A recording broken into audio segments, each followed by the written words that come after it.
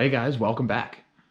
I know that my last video I put that snow bike kit on and I had great aspirations to go out and ride that, but Maine just did not deliver on the snow this year. It was mildly disappointing. I also didn't feel that it made a lot of sense to drive 4 or 5 hours one way up north to hit some snow on a bike that I really didn't have a lot of experience on, and then drive, it potentially breaking and then me driving the 4 or 5 hours back. It just didn't seem like there was a lot of payoff there. But the good news is now you guys get to see a time lapse of me putting the bike back together. It definitely went a little bit smoother this time, and as I went through, I replaced any of the parts that I felt like needed to be upgraded. One of the biggest changes that I did make was the rear sprocket. I actually jumped down 7 teeth in the rear. I went from a 50 to 43, and hoping that will give me a little bit more top end, and when I'm at kind of cruising speed, it will drop my RPMs down to lessen the fuel consumption a little bit. I know it's going to pull away from torque, but the Husqvarna has plenty of torque anyways.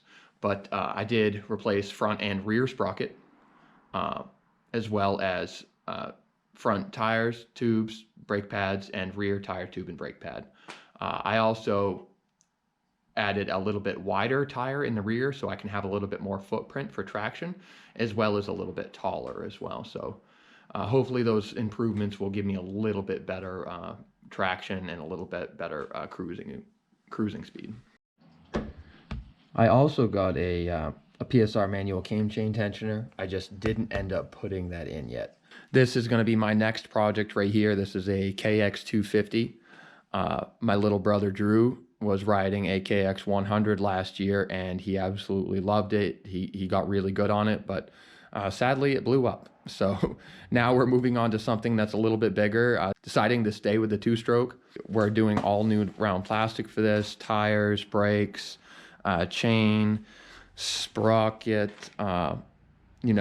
One of the biggest things that we're going to have to do is this wishbone under here, right there.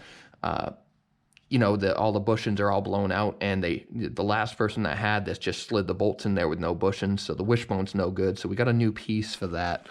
I believe that's over there on the bench, but we have all new plastic for it. I don't know if we're going to do graphics or anything this year because I imagine he's going to dump this a few times, but I'm probably going to get a few videos out of that. I've definitely got my work cut out for me.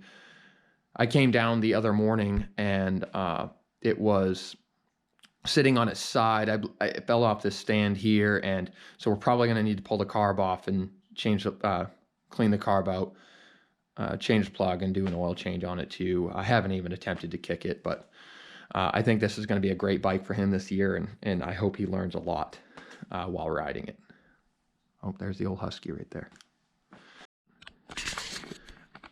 I did, however, get a new bike this year. I didn't really plan on getting a new bike. I was going to run the Husky this year, and I bought all the parts for it before I got this new bike, but it was just a deal that I couldn't pass down, and I'm going to thank my old man for that one. Probably going to save the reveal of that for a later video. I plan on going riding this weekend. It will be my first ride out on the bike, and I just want to get, a good feel for it, and then we can go from there. So cue time lapse, and please enjoy watching me do the work that I've already done.